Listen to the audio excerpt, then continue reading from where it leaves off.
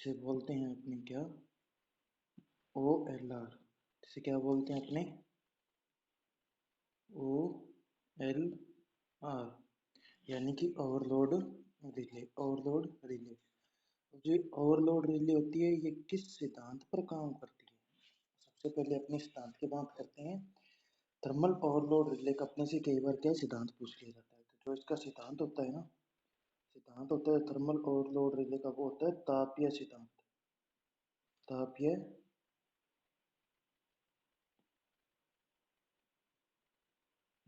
तापीय सिद्धांत पर क्या है, थर्मल ओवरलोड रिले काम करती है।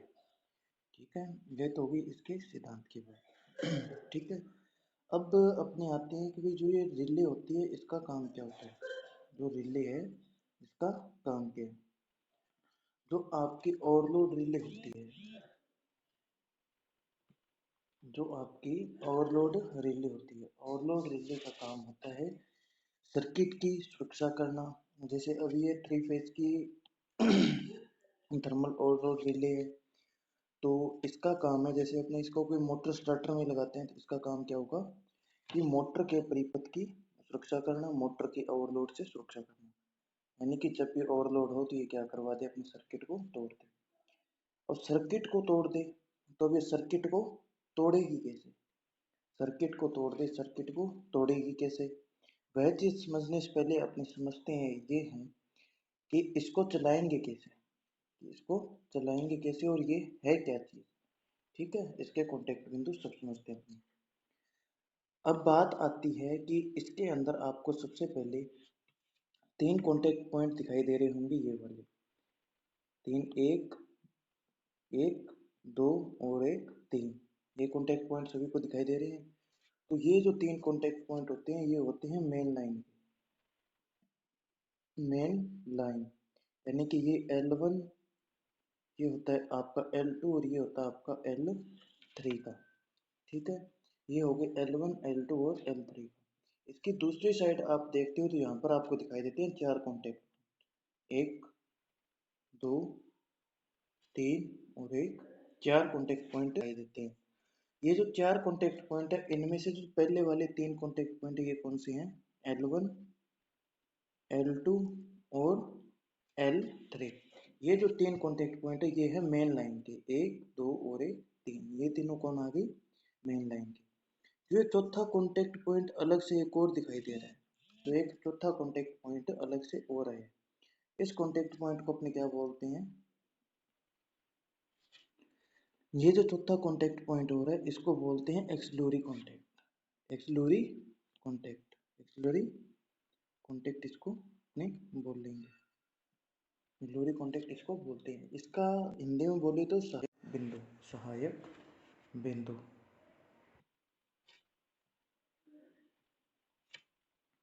तो इसको बोलते हैं सहायक परिपथ, एक्सिलरी कॉन्टेक्ट, सहायक बिंदु। इसका काम क्या होता है कि एक बार ऑन करने के बाद में ये क्या रखेगा, इसको ऑन रखेगा, यानी कि यहाँ से मेन लाइन जा रही है किसके अंदर, एक्सिलरी कॉन्टेक्ट जो आपके कॉन्टेक्टर के अंदर होता है उसके साथ ये क्या है अपना संपर्क बना लेगा, और ये अपना संपर्क वहाँ से बनाकर कहाँ पे जाएगा, एनवीसी के अंदर चला जाता है। ठीक है, अब इसमें ये तो बात होगी, एक एक्सिलरी कॉन्टेक्ट होता है, एक एक्सिलरी कॉन्टेक्ट होगा, और 3 होंगे आपके लाइन के, L1, L2 और L3, L1, L2 और L3, ये 3 हो गए आपके कॉन्टेक्ट। ठीक है, कॉन्टेक्ट पॉइंट। अब बात आती है इसके अंदर कि इसमें ऑन बटन कौन सा है, ऑफ बटन कौन सा है, क्योंकि इसके अंदर अपने देख रहे हैं दोनों ही बटन क्या है, एक ही कलर के, व्हाइट व्हाइट कलर के। ठीक है, क्योंकि इसके ऊपर अगर बॉक्स लगा होता तो उसमें तो अपने पता चल जाता है रेड बटन और ग्रीन बटन से, लेकिन अभी क्या है अपने पास रिले खुला है तो अपने कैसे पता लगा सकते हैं इसके अंदर ऑन का कौन सा है और ऑफ का कौन सा है। ठीक है, जो ऑन का बटन होता है इसको बोलते हैं एनओ, जो ऑन का बटन होता है उसको एनओ बोलेंगे, जो ऑफ का होता है उसे बोलते हैं हमेशा ही एनसी, यानी कि नॉर्मली क्लोज, और एनओ नॉर्मली ओपन। ठीक है स्टूडेंट, इतनी चीज। अब देखो इसके चीज अंदर क्या, कि जो आपका एक्सिलरी कॉन्टेक्ट है, जो आपका एक्सिलरी कॉन्टेक्ट है, सहायक बिंदु है, इसके पास का जो आपका स्विच होगा, इसके पास का जो स्विच होगा, इसके पास का जो स्विच होगा वो कौन सा होगा, हमेशा ही इसके पास का स्विच हमेशा ही कौन सा होगा आपका, एनो होगा। कौन सा होगा, NO होगा, यानी कि नॉर्मली ओपन, यानी कि नॉर्मली ओपन। और जो दूसरी साइड का स्विच होता है वो उसे बोलते हैं अपने क्या, NC। उसे क्या बोलते हैं अपने, NC, यानी कि नॉर्मली क्लोज, नॉर्मली क्लोज। अब NO नॉर्मली ओपन, इसका मतलब क्या हुआ, नॉर्मली ओपन का मतलब क्या हुआ, नॉर्मली ओपन का मतलब ये हो गया कि ये नॉर्मल स्थिति के अंदर, यानी कि सामान्य स्थिति के अंदर, सामान्य स्थिति के अंदर ये क्या रहेगा, ओपन ही रहेगा। कुछ इस तरह से कि नॉर्मल स्थिति के अंदर इस स्विच की स्थिति कैसी होगी, कुछ इस तरह की इसकी स्थिति होगी। जो आपका NC होता है इसकी स्थिति कैसी होती है, इसकी स्थिति कुछ इस तरह से होती है, यानी कि नॉर्मल स्थिति, नॉर्मल कंडीशन के अंदर क्या रहेगा, अपना संपर्क हमेशा ही बनाए रखेगा। जबकि जो NC हो, जबकि जो NO होता है, जो क्या होता है आपका NO होता है, NO क्या होता है, हमेशा ही ओपन रहेगा नॉर्मली कंडीशन में। ठीक है, तो अपने एक्सिलरी कॉन्टैक्ट से अपना पता लगवा सकते हैं कि कौन सा अपना NO है, कौन सा अपना NC है। ठीक है, मोटर को स्टार्ट करने के लिए जो भी आगे युक्ति है उसको स्टार्ट करने के लिए कौन सा बटन अपनी ऑन दबाते हैं, कौन सा बटन पुश करेंगे, वो NO पुश करेंगे। ठीक है, और मोटर को या फिर जो भी युक्ति है उसको बंद करने के लिए कौन सा पुश करते हैं, तो उसे बंद करने के लिए कौन सा करेंगे, अपने NC। कौन सा, NC, यानी कि नॉर्मली क्लोज। नॉर्मली क्लोज का जब इसको अपने पुश करते हैं तो क्या होता है, इसका यहाँ से सर्किट टूट जाता है, इसका यहाँ से क्या होता है, सर्किट टूट जाता है। इसका अगर सिंबल मैं दिखाऊं आपको तो कुछ इस तरह से इसका क्या हो जाता है, सिंबल हो जाता है। सिंबल की बात करें अपने, तो सिंबल होगा उसका कुछ इस तरह से।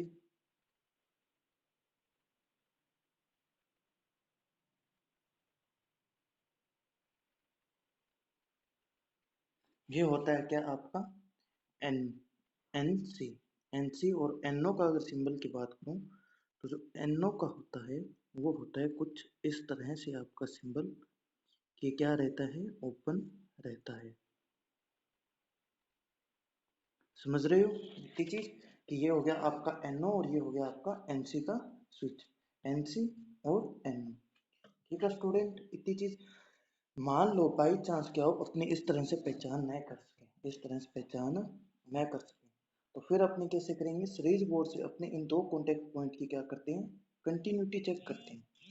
सीरीज बोर्ड से क्या करते हैं, अपने इन दो पॉइंट की क्या करेंगे, continuity check point, continuity check करेंगे। अगर इन दोनों पॉइंट पे कंटिन्यूटी आती है, अगर इस पॉइंट और इस पॉइंट, इन दोनों पॉइंट पे क्या हो, कंटिन्यूटी आती है, तो ये दो पॉइंट आपके कौन से हो जाएंगे, NC के होंगे, NC के होंगे। क्योंकि NC एकमात्र ऐसे दो पॉइंट है NC के कि वो क्या रहेंगे, नॉर्मल कंडीशन में आपके क्या रहेंगे, हमेशा ही क्लोज रहेंगे। जबकि जो NC है, NC से जब आप इन दो पॉइंट पे कंटिन्यूटी जांच करोगे, कंटिन्यूटी जांच करोगे, तो यहाँ पर किसी प्रकार की कोई कंटिन्यूटी नहीं आएगी, इन दो पॉइंट पे किसी प्रकार की कोई भी कंटिन्यूटी नहीं आएगी। तो कंटिन्यूटी नहीं आने का कारण क्या हुआ, कि जो आपका NC पॉइंट है, जो आपका NC पॉइंट तो क्या था, क्लोज था, जुड़ा हुआ था नॉर्मल स्थिति में। जबकि जो NO है, NO क्या है, नॉर्मल स्थिति के अंदर ओपन है, यहाँ पर इसका सर्किट ही कंप्लीट नहीं हो रहा, इसका सर्किट यहाँ पर कंप्लीट नहीं हो रहा। इसका सर्किट कंप्लीट कराने के लिए, इसका सर्किट यहाँ से कंप्लीट कराने के लिए, ठीक है स्टूडेंट, इतनी चीज क्लियर है। अपने को यहाँ पर कंटिन्यूटी लाने के लिए क्या करना होगा, इस स्विच को पुश करके रखना होगा, तभी यहाँ पर कंटिन्यूटी आएगी, अन्यथा यहाँ पे कंटिन्यूटी नहीं आएगी। जहाँ पर कंटिन्यूटी ना आए जिन दो पॉइंट पे, वो पॉइंट कौन सा होगा, आपका NO का पॉइंट पॉइंट हो जाएगा। और जहाँ पर कंटिन्यूटी आ जाए वो कौन से हो जाएंगे, आपके NC के पॉइंट हो जाएंगे। उम्मीद करता हूँ इतनी चीज आप समझ गए होंगे। नहीं समझे तो वीडियो को क्या करना है, बैक करके इतना दोबारा देख लेना, ठीक है, अच्छे से समझ में आ जाएगा। अब अपना ये चीज क्लियर होगी भी, अपना NO और NC की पहचान कर ली। बाई चांस अपने पास चेक करने के लिए कुछ ना हो, ठीक है, कंटिन्यूटी चेक करने के लिए कुछ होना, तो कैसे करेंगे, तो जो यहाँ पर क्या हो, दो स्विच होते हैं यहाँ पर, स्विच नहीं, दो पेच होते हैं, तो दो पेच होते हैं, एक इस जगह पे, एक इस जगह, इन पेचों को खोलेंगे और यहाँ पर इसका सर्किट देखेंगे। जो नॉर्मल अवस्था में जो सीधा ये पड़ा है, सीधा प्रेम प्रेम यहाँ पर जो खुला है, और ये क्या हुआ, ये उसके साथ दोनों पॉइंट इसके जुड़े होंगे, यहाँ पर दोनों पॉइंट क्या होंगे, खुले होंगे। जो खुला होगा वो होगा नॉर्मली ओपन, यानी कि NO। NO का मतलब क्या हुआ, ये ऑन करेगा, ये क्या करेगा, ऑन करेगा। और जो NC है नॉर्मली क्लोज, ये क्या करेगा, ये ऑफ करेगा, ऑफ, ये ऑफ करेगा। ठीक है, ये इतनी चीज क्लियर है। अब इसके अंदर आगे अपने बात करते हैं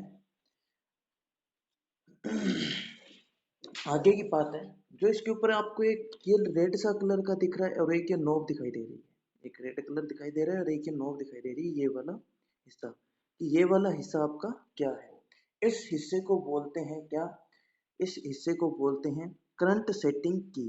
ये जो की है, ये क्या है, की, इसको बोलते हैं करंट सेटिंग की। ये जो आपके रिले ये है मैक्सिमम 15 एम्पियर तक, इसको अपने 15 एम्पियर तक चला सकते हैं। अब आगे इसका जहाँ पे भी आपको मान सेट करना है, यहाँ पर मान दिए हुए कितने कितने एम्पियर तक, ये स्टेप बाय स्टेप अपने इसको कर सकते हैं। कि अपना जो मोटर है, मोटर है, मोटर की क्षमता के अनुसार यहाँ पर क्या किया जाता है, धारा के मान को सेट किया जाता है, ताकि इससे ज्यादा धारा होने पर क्या हो जाए, मोटर ट्रिप करवा दे, मोटर को ये क्या करवा दे, ट्रिप करवा दे। इसलिए यहाँ पे क्या होता है, ये जो नॉब होती है इसको अपने धारा के मान पे सेट कर देते हैं। इसी को बोलते हैं सेलेक्ट की। ये होगी आपकी क्या, सेलेक्ट की, यानी कि ये क्या करेगी, धारा के मान को अपने क्या करेगी, सेट करेगी। क्लियर है इतनी चीज।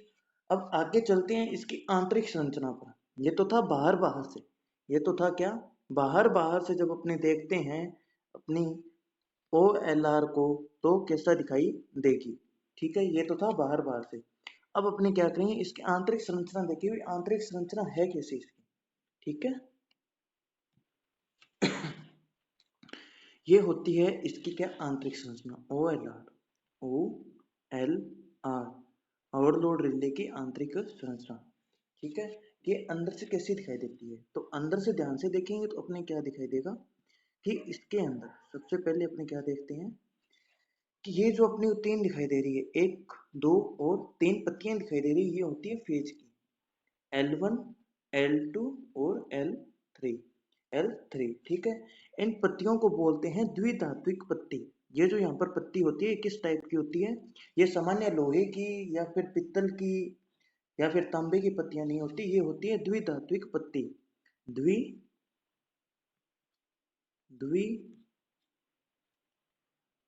द्विधात्विक, धात्विक, द्विधात्विक पत्तियां होती है। ये क्या कौन सी होती हैं, द्विधात्विक पत्ती होती है, बायोमेट्रिकल स्ट्रिप होती है। ठीक है, अब ये बायोमेट्रिकल स्ट्रिप हो गई, और इसके साइड में से एक आपको ये कॉइल दिखाई दे रही होगी, इसके साइड से आपको एक क्या दिखाई दे रही होगी, कॉइल भी दिखाई दे रही है, ये वाली कॉइल, ये वाली क्या है, कॉइल। ये कॉइल क्या होती है, इन बायोमेट्रिकल स्ट्रिप के ऊपर से लपेटी होती है, इन पत्तियों के ऊपर से लपेटी होती है। ठीक है, जब भी जब भी अपने सेट किए हुए मान से सेलेक्टर किसी अपने जितने धारा का मान सेट किया है, उससे ज्यादा धारा इसमें से प्रवाहित होगी, उससे ज्यादा इसमें से धारा प्रवाहित होगी, तो क्या करेगा, ये जो कॉइल है, ये वाली जो कॉइल है, ये क्या करेगी, हीट पैदा करेगी, ये वाली कॉइल क्या करेगी, हीट पैदा करेगी। और जब हीट पैदा होने से द्विधात्विक पत्ती, ये क्या है, यहाँ पे एक द्विधात्विक पत्ती लगाई हुई है, ये क्या है, यहाँ पे द्विधात्विक पत्ती है। द्विधात्विक पत्ती जब गर्म होगी, ये जो द्विधात्विक पत्ती, ये जब गर्म होगी, द्विधात्विक पत्ती क्या होगी, ये वाली द्विधात्विक पत्ती जब गर्म होगी तो क्या होगा, कि ये पत्ती मुड़ जाएगी, ये पत्ती क्या होगी, एक तरफ से मुड़ जाएगी। और जब एक तरफ मुड़ेगी, ये पत्ती गर्म होने से क्या होगा, अधिक धारा का मान जाने से जो आपकी कॉइल थी, कॉइल क्या करेगी, हीट पैदा करने लग जाएगी। हीट पैदा होने से क्या होगा, बायोमेट्रिकल स्ट्रिप जो आपकी द्विधात्विक पत्ती थी, ये मुड़ना स्टार्ट कर देगी। जब ये मुड़ेगी, जब ये मुड़ेगी, जब ये मुड़ेगी तो ये किस तरफ जाएगी, जब ये मुड़ेगी तो ये किस तरफ जाएगी, ये जाएगी आपकी किस तरफ, इस तरफ। ये क्या करेगी, इसको धकेलेगी, इस तरफ धकेलने से क्या होगा, जो आपकी ये कंडीशन इस तरफ है, ये क्या हो जाएगी, ये यहाँ पे आ जाएगी, ये ऐसे आके क्या हो जाएगा, इसको धकेल देगा किस तरफ, इस तरफ। इसको यहाँ से धकेलने पर क्या होगा, जो ये वाला आपका दिखाई दे रहा है, ये वाला जो आपका पॉइंट है, ये यहाँ से क्या हो जाएगा, हट जाएगा, ये वाला पॉइंट यहाँ से क्या हो जाएगा, हट जाएगा। जब ये वाला पॉइंट यहाँ से हटेगा, ये वाला पॉइंट यहाँ से हटेगा, तो यहाँ पे आप देख रहे हो ये कॉइल है, यहाँ पे क्या है, ये कॉइल जा रही है, एक वायर जा रही है, इसके साथ टच होके आगे यहाँ से निकल जाएगी। ठीक है, तो जब ये यहाँ से हट जाएगा तो क्या होगा, यहाँ का सर्किट टूट जाएगा, यहाँ का क्या हो जाएगा, सर्किट टूट जाएगा, यहाँ का क्या होगा, सर्किट टूट जाएगा। और जो ये वाला सर्किट है, जो ये वाला यहाँ पर जो सर्किट बन रहा था ये किसका था? ये था एनवीसी का। एनवीसी, एनवीसी की फुल फॉर्म बोलूं तो no volt coil, no volt coil. NVC का सर्किट जब यहाँ से टूट जाएगा, एनवीसी सर्किट टूटा तो एनवीसी ने क्या किया? चुंबक बनाना छोड़ दिया। ठीक है, जब इसने अब चुंबक बनाना छोड़ दिया, चुंबक बनाना छोड़ दिया तो क्या किया? इसने कॉन्टेक्ट पॉइंट को छोड़ दिए। कॉन्टेक्ट पॉइंट को छोड़ने से क्या होगा कि मोटर के आगे जो सप्लाई जा रही थी, मोटर में जो सप्लाई जा रही थी वो सप्लाई क्या हो जाएगी? वहां से कट हो जाएगी। सप्लाई कट हो जाएगी और आपकी मोटर क्या हो जाएगी? ट्रिप हो जाएगी। मोटर क्या हो जाएगी? ट्रिप हो जाएगी। ठीक है, इतनी चीज क्लियर है। अब इसके अंदर आपको ये पेज भी दिखाई दे रहा होगा एक, ये एक पेज भी दिखाई दे रहा होगा। ये जो पेज होता है यही होती है आपकी कौन सी? सेलेक्टर की, जहाँ पे अपने धारा के मान को सेट करते हैं इस पेज की सहायता से। अब जो पेज जो जो पत्ती होती है जिससे अपने क्या करते हैं? धारा का मान सेट करते हैं। ये काम कैसे करती है? ये काम करती है इन पत्ती के ऊपर। ये क्या करेगी? इस बायोमेट्रिकल स्ट्रिप के ऊपर, इस पत्ती के ऊपर, इस पत्ती के ऊपर क्या करेगी? दबाव बनवाएगी। ये क्या करेगी? इसके ऊपर दबाव बनाती है। ठीक है, इसका काम इतना हो गया। अब आप समझ गए होंगे कि ये ओवरलोड रिले काम कैसे करेगी। ये पत्तियां गर्म होंगी, गर्म होने से क्या होगा? इसको इस तरफ से धकेल देगी। ये क्या होगा? एक तरफ इसको धकेलेगी, धकेलने से क्या होगा? आपकी ये वाली जो जोब है, ये वाली जो आपकी भुजा है, ये क्या होगी? ये भी इसके साथ रोटेट होगी और ये चलेगी आगे। यहाँ से चलने से क्या होगा? ये वाली जो दूसरी भुजा है, एक point number 9, point number 9 point number 6 के साथ जुड़ा हुआ है। पॉइंट नंबर 9 पॉइंट नंबर 6 के साथ जुड़ा हुआ है। ध्यान से देखेंगे तो अपने को दिखाई देगा। पॉइंट नंबर 9 पॉइंट नंबर 6 के साथ जुड़ा हुआ है। ये यहाँ पर जुड़ा हुआ दिखाई दे रहा है। यहाँ पे ये क्या है? जुड़ा हुआ है। अब पॉइंट नंबर जो 6 है ना, ये जो 6 नंबर पॉइंट है ये है एनवीसी का, और पॉइंट नंबर 9 है ये है मेन लाइन का। तो यहाँ से क्या होगा? इसका कॉन्टेक्ट पॉइंट, यहाँ से इसका कॉन्टेक्ट पॉइंट टूट जाएगा। क्लियर है इतनी चीज? तो आगे चलता हूँ मैं कि ये बायोमेट्रिकल स्ट्रिप अब काम कैसे करती है। जो ये द्विधात्विक पत्ती है ये काम कैसे करेगी, क्योंकि मन में ये भी सवाल है कि ये पत्ती कैसे काम करेगी। तो इस पत्ती की थोड़ी अपने क्या कर देते हैं? वर्किंग देख लेते हैं अगले डायग्राम में। अब ये देखिए बायोमेट्रिकल स्ट्रिप, द्विधात्विक, द्विधात्विक पत्ती, ये वाली होती है आपकी क्या? द्विधात्विक पत्ती, द्विधात्विक पत्ती। ये है सिंगल फेज की मोटर, चाहे मोटर कौन सी भी हो, पत्ती एक जैसे ही काम है सब में। ओवरलोड रिले वर्किंग सभी की क्या होती है? एक ही होती है। चीज क्लियर है? अब ये जो आपकी वो क्वाइल थी, जो क्या थी? एक मोटर के साथ एक क्वाइल जा रही है। ये क्वाइल मोटर के साथ जुड़ी हुई है। ठीक है, मोटर जब बंद है, मोटर जब बंद है या सामान्य अवस्था में चल रही थी, ये क्या है? यहाँ पर इसका कॉन्टेक्ट पॉइंट द्विधात्विक पत्ती का बना हुआ है। ठीक है, जैसे ही मोटर रोटेट किया ये हो गई ओवरलोड, ये हो गई आपकी ओवरलोड। मोटर ओवरलोड होने से क्या हुआ? जो यहाँ पर हीटिंग एलिमेंट लगा हुआ है, क्वाइल लगी हुई है, एक हीटिंग एलिमेंट लगी हुई, क्वाइल लगी हुई है, इसने क्या किया? हीट पैदा कर दी। इसने क्या किया? ज्यादा धारा आने से क्या हुआ? इसने हीट पैदा करना स्टार्ट कर दिया। जब ये हीट पैदा करना स्टार्ट कर देगी तो क्या होगा? जो आपकी बायोमेट्रिकल स्ट्रिप है, जो आपकी बायोमेटल स्ट्रिप है, द्विधात्विक पत्ती है, द्विधात्विक पत्ती क्या हो जाती है? नीचे की तरफ मुड़ जाती है। ये पत्ती क्या होगी? यहाँ पर नीचे की तरफ मुड़ जाएगी। नीचे की तरफ क्या हो जाएगी? मुड़ जाएगी। नीचे की तरफ मुड़ने से क्या होगा? जो यहाँ पर ये कॉन्टेक्ट पॉइंट बना हुआ था, जो यहाँ पर ये कॉन्टेक्ट पॉइंट बना हुआ था, आप इसमें देख सकते हो दूसरे चित्र में कि यहाँ पर देखो ये कॉन्टेक्ट पॉइंट इसके साथ बना हुआ है, कॉन्टेक्ट पॉइंट बना हुआ है, और ये पत्ती भी क्या है? इसके साथ बिल्कुल सीधी है। बिल्कुल क्या है? सीधी है, मुड़ी हुई नहीं है। लेकिन आप दूसरे डायग्राम में देख सकते हो कि पत्ती भी यहाँ से क्या हो गई? मुड़ गई। पत्ती भी क्या हुआ? नीचे की तरफ मुड़ गई और यहाँ से कॉन्टेक्ट पॉइंट भी टूट गया। अब ये कॉन्टेक्ट पॉइंट टूटने से क्या होगा कि एनवीसी में सप्लाई नहीं जा रही, तो मोटर की सप्लाई कट हो जाएगी और मोटर आपकी क्या हो जाएगी? ऑफ हो जाएगी। मोटर क्या हो जाएगी? ऑफ हो जाएगी। ठीक है, ये जो आपकी द्विधात्विक पत्ती होती है, इसे आप प्रेस में भी देख सकते हो। जो आपकी प्रेस होती है ना, घर वाली प्रेस होती है जिससे आप कपड़ों पे इस्त्री करते हो, उसमें भी क्या होती है? पत्ती लगी होती है। जब अपना क्या होता है? प्रेस ज्यादा हीट करने लगे तो क्या होता है? ये पत्ती वहां से हट जाती है और सर्किट को तोड़ देती है, सर्किट को तोड़ देती है। लेकिन जैसे ही ये ठंडा होगा, जैसे ही क्या होगी? ये पत्ती ठंडी होती है। जैसे ही ये पत्ती क्या होती है? ठंडी होती है, तो वैसे वैसे क्या है? ये अपने नॉर्मल स्थिति के अंदर वापस आ जाती है। यानी कि ठंडा होने पे क्या होगा ये अपनी नॉर्मल स्थिति के अंदर आ जाएगी और यहाँ पर कॉन्टेक्ट पॉइंट दोबारा बना लेगी। क्लियर है इतनी चीज? उम्मीद करता हूँ कि ये चीज आपके समझ में आई होगी। यहाँ पे आप इसमें ध्यान से देख सकते हो, टू कंट्रोल सर्किट, ये यहाँ पे कंट्रोल करेगा। ये आपकी द्वितात्विक पत्ती आ गई, ये ट्रिप यूनिट है जो यहाँ से निकलेगी, ये हीटिंग एलिमेंट, ये मोटर है। ठीक है भाई, एक चीज क्लियर हो गई। अब देखो भाई, बहुत बार क्या होता है कि अपने ओवरलोड और ओवर करंट के अंतर नहीं देख पाते, डिफरेंस नहीं पता होता कि ओवरलोड और ओवर करंट क्या होता है। अपने क्या होता है कि अक्सर इनको एक ही मान लेते हैं। ठीक है, तो अपने आज समझते हैं कि जो ओवरलोड होता है, ओवरलोड क्या होता है। तो इसके अंदर ध्यान से अपने देखेंगे कि ओवरलोड का मतलब क्या होता है। ओवरलोड का मतलब है कि हमारा कोई भी डिवाइस, ठीक है, हम उस डिवाइस को उसकी कैपेसिटी से ज़्यादा लोड देते हैं, तो वह कंडीशन क्या कहलाती है? ओवरलोड कहलाती है। यानी कि कोई भी डिवाइस है, उसको अगर ज़्यादा लोड दो तो वो क्या हो जाएगी? ओवरलोड हो जाएगी। उदाहरण मैंने वही दिया जो आपको क्लास में दिया था। मान लीजिए एक इंसान है, उसकी कैपेसिटी है 40 किलो वजन उठाने की। अगर अपने उसको 40 किलो की जगह पर 50 किलो वजन उठवा देंगे तो वह व्यक्ति क्या है? उस 50 किलो वजन को लेकर चल नहीं पाए, क्योंकि उसकी कैपेसिटी क्या थी? क्योंकि उस व्यक्ति की कैपेसिटी क्या थी? 40 किलो वजन की थी। 40 किलो वजन की उस व्यक्ति क्या थी? कैपेसिटी थी। जब कैपेसिटी ज़्यादा उसके ऊपर क्या देंगे? अपनी लोड देंगे, तो वह उसको नहीं ले जा सकता और वह वजन उसके लिए, उस व्यक्ति के लिए क्या हो जाएगा? ओवरलोड हो जाएगा।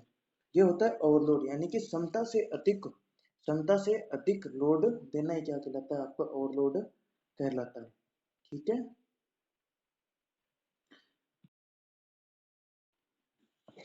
वहीं अपने देखें, मोटर की बात करें अपनी, क्योंकि अपने में मोटर से ही काम है।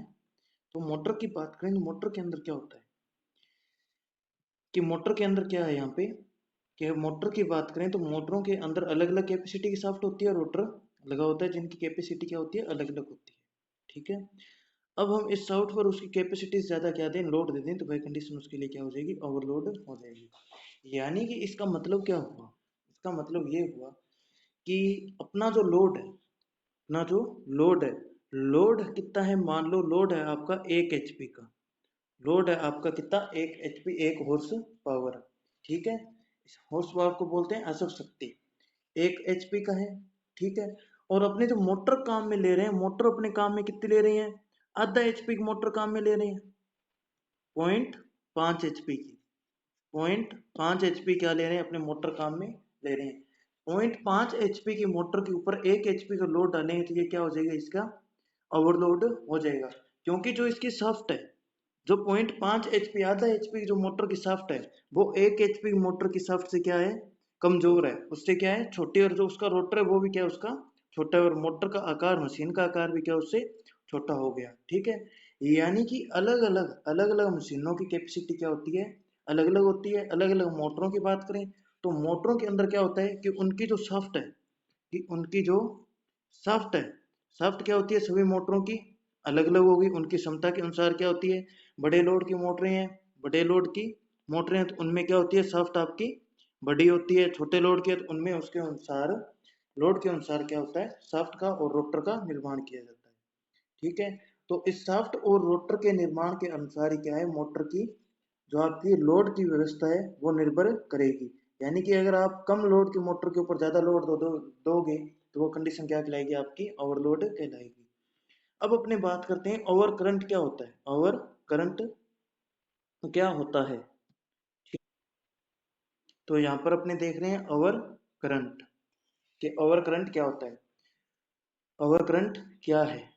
ठीक है, तो इसको भी हम मोटर के उदाहरण से आसानी से समझ सकते हैं। मान लीजिए हमारे पास क्या है? एक मोटर है, ये एक है भी यहाँ पे। ठीक है, एक मोटर है जिसका FLC का मतलब होता है full load current. Full load current यानी कि पूर्ण भार पर उसकी धारा कितनी होगी, यानी कि वह फुल लोड के ऊपर कितनी धारा खपत करेगा, तो वो होगी आपकी क्या? Full load. ठीक है, FLC मतलब फुल लोड एम्पियर। 10 एम्पियर है, लेकिन किसी कारणवश यह मोटर 10 एम्पियर से ज्यादा करंट लेती है।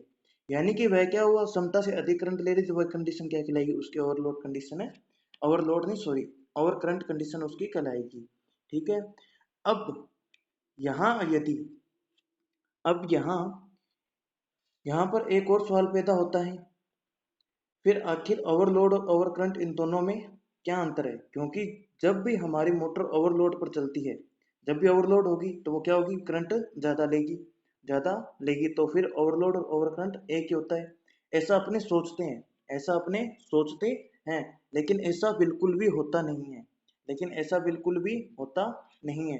क्यों नहीं होता है, क्योंकि जो आपकी ओवर करंट होती है वह कुछ चीज़ों पर निर्भर करती है। वह देखते हैं अभी अपने कि ये किन किन पर निर्भर करेगी। जैसे मैंने बताया कि ओवरलोड और ओवरलोड करंट एक नहीं होता, ठीक है, ऐसा बिल्कुल भी नहीं है। ओवर करंट कई सारी कंडीशन पर निर्भर करता है, इसकी कई कंडीशन होती है, जैसे उपकरण के ज्यादा लोड पर चलने से, उपकरण के ज्यादा लोड से चलने पे क्या होगा, ओवर करंट हो जाएगा। ठीक है। मोटर के जाम होने पर, कि अगर मोटर जाम है, उसमें बेयरिंग जाम है, तो फिर भी क्या होगा, उसके अंदर ओवर करंट हो जाएगा, करंट ज्यादा लेगी। ठीक है। फिर मोटर में जाने वाली सप्लाई वोल्टेज कम ज़्यादा होने पर, कि सप्लाई वोल्टेज है वो कम हो रही है या कभी ज़्यादा हो रही है, इस कंडीशन से भी इसके ऊपर प्रभाव पड़ेगा। इसके अलावा अर्थ फॉल्ट होने पर क्या होगा, धारा का मान ज़्यादा हो जाता है, उसके अंदर क्या हो जाता है, धारा अधिक प्रवाहित होने लग जाती है, उसके कारण भी क्या हो सकती है, आपकी मोटर ओवर करंट हो सकती है। ठीक है। तो अपने को ओवरलोड और ओवर करंट के अंदर अब के बाद आगे इतना पता होना चाहिए कि ये दोनों एक चीज नहीं होती, इन दोनों में अंतर होता है। ठीक है। इतना बताने के लिए मैंने क्या है, ये इतनी चीज ओवरलोड और ओवर करंट के बारे में अलग से बनाया था। तो इन चीजों को भी ध्यान से देख लेना, याद कर लेना, ये आपके बहुत काम आने वाली चीजें हैं। इसी तरह की छोटी छोटी वीडियो मैं आगे और लाता रहूंगा। ठीक है।